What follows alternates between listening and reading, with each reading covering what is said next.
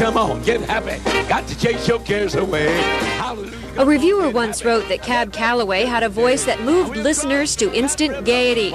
Tonight at the Inner Harbor, decades later, that review still holds. At 75, Calloway moves audiences like he did as the king of Heidi-Ho in the 1930s and 40s. Some gotta win. Some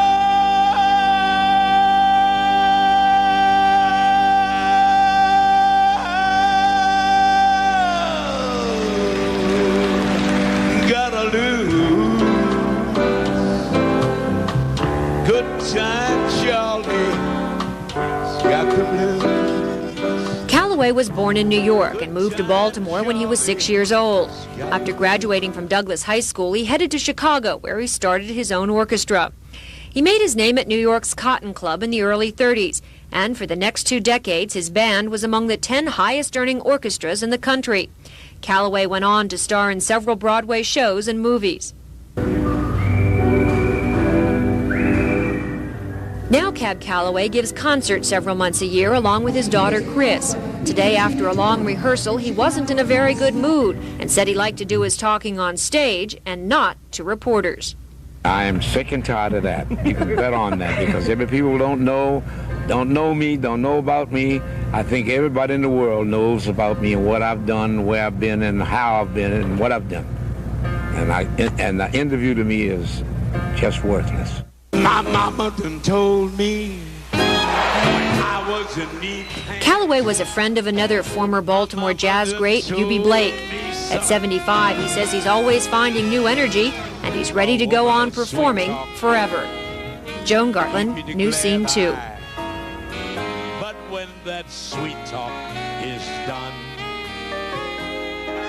a woman's a two-face. Everybody's leaving town.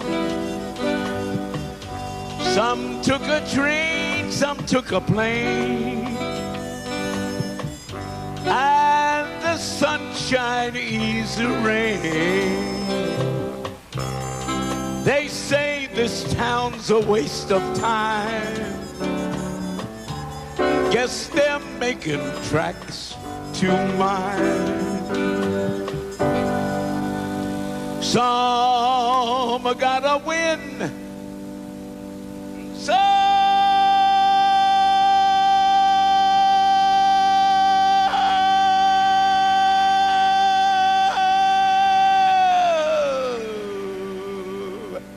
gotta lose. Good time Charlie's got the blues.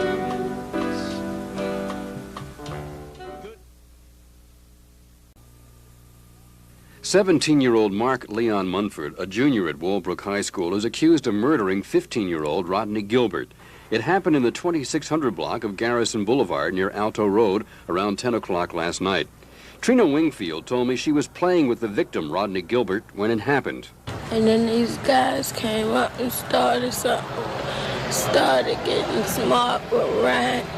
So Rodney went home. He was going towards his house. And then he came back down. Then he ran across the street. And then the 3 guys that was arguing with Rodney, they came down, and one of them shot at Rodney, and then the other one shot at Rodney, and then another one shot at Rodney again. But police say that Mark Munford fired all 3 shots, hitting the 15-year-old once in the chest. Rodney Gilbert attended Garrison Junior High School, not far from where he was shot to death. He was nice. It was fun to be around. Do you know why they shot him or why they would do that? No. Police found 10 small envelopes of marijuana on the victim, but don't think that was a factor in the killing. Mark Munford, who was already on probation for an assault charge and had a prior arrest for armed robbery, is being held on bail of $250,000. I'm Jack Bowden, News Scene 2.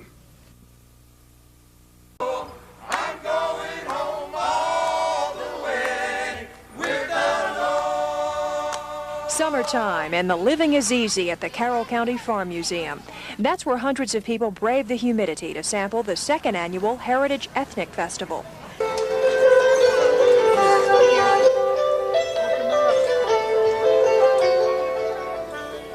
It's not just any festival, the locals assured me.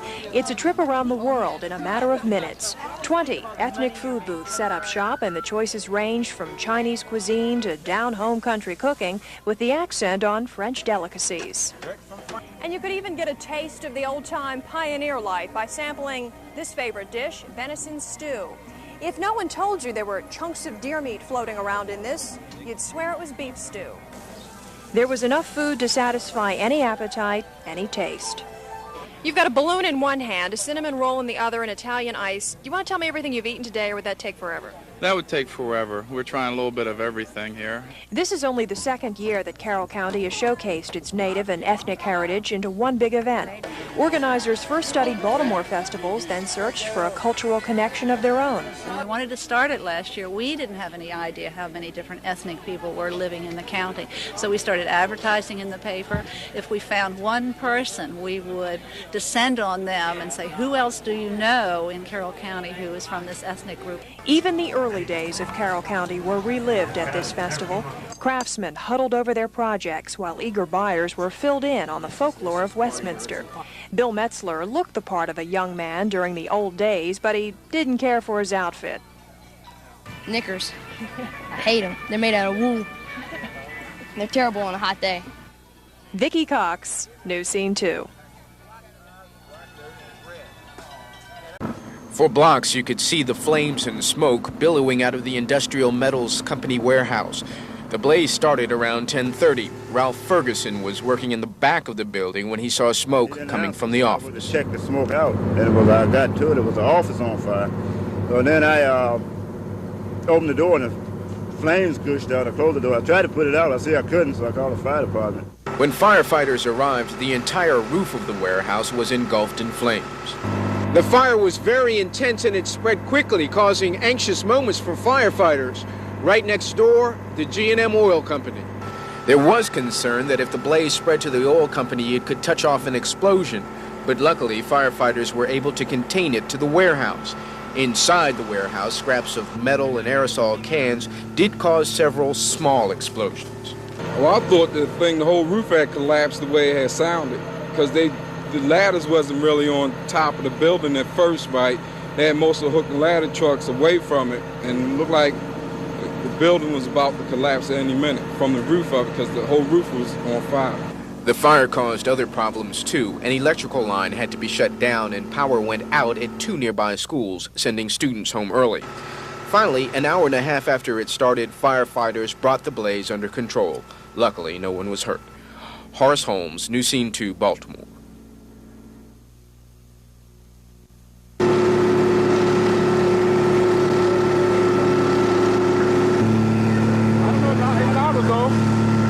Check the smoke out, and I got to it, it was the office on fire.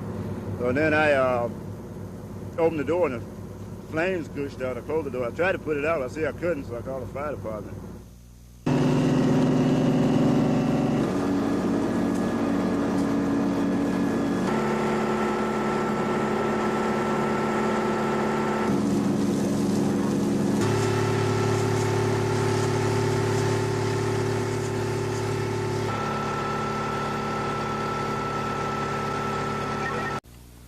Information in that arrest led police here to the 5400 block of Bucknell Road, where they got more than expected. The Bucknell address turned out to be more than a numbers collection house. It was also a cutting house for cocaine. Tonight's raids included 20 search and seizure warrants on. Many of these were the street-level numbers writers. Several of the locations turned out to be sub-turn-in stations. It's one of the steps from the street to the boss of this operation. One of the locations on Bucknell turned out to be a major turn-in station, meaning a lot of lottery information and money, and also turned out to be a major narcotics cutting house. And narcotics, 3 pounds of marijuana, an amount of cocaine, and all the paraphernalia and equipment you need to manufacture it were recovered at that location. On Bucknell Road, police made 3 arrests, their names not yet released. 2 young women taken out by narcotics agents, and an older man. All three are charged with numbers violations and will also reportedly be charged in connection with the narcotics found.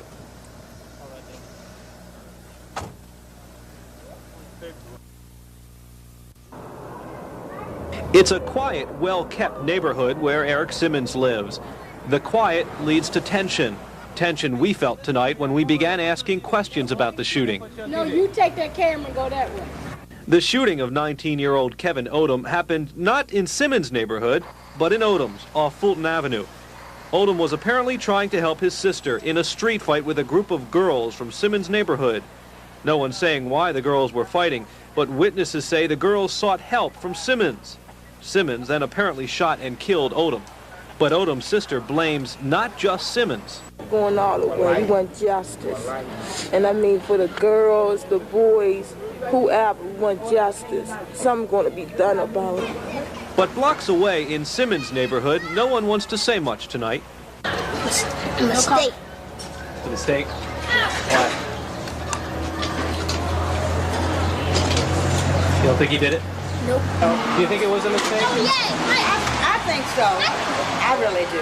Why? Well, I don't feel like he, you know, just one of those things and it's too late. The question is, are these neighbors protecting the girls who apparently started it all? They're allegedly from this neighborhood and were friends with Eric. You think they should be arrested, or you think at least there should be other people that's partially to blame for this? No, I don't want to say. Neither does anyone else here. Michael Shockett, News Scene 2 Nightside.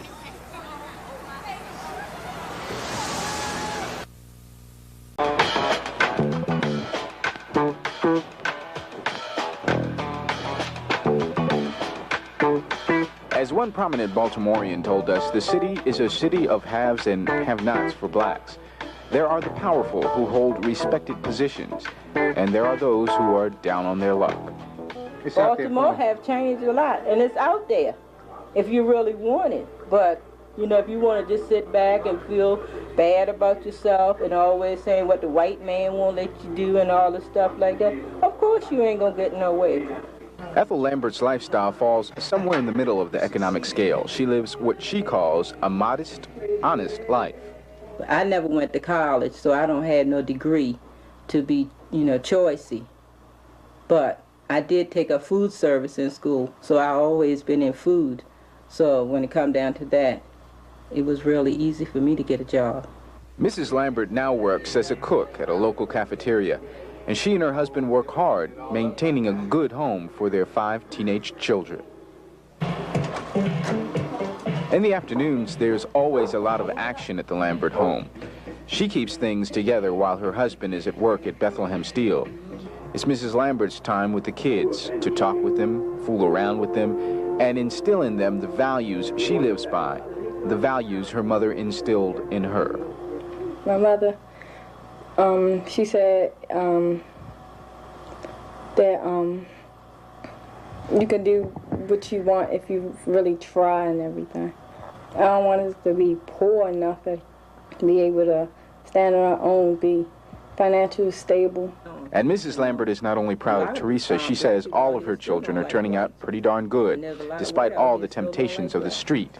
So I can thank God that, you know, as of today, that I have a pretty good family.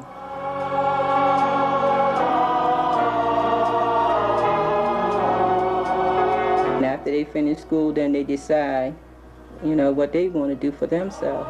Because I'm not going to be here always to look after them. They have to stand on their own 2 feet. And while she's getting her children prepared to stand on their own, she's continually working toward fulfilling her own dream, to open up her own restaurant. Yeah, I'm very proud of what I do. Because like I say, food service has always been my thing.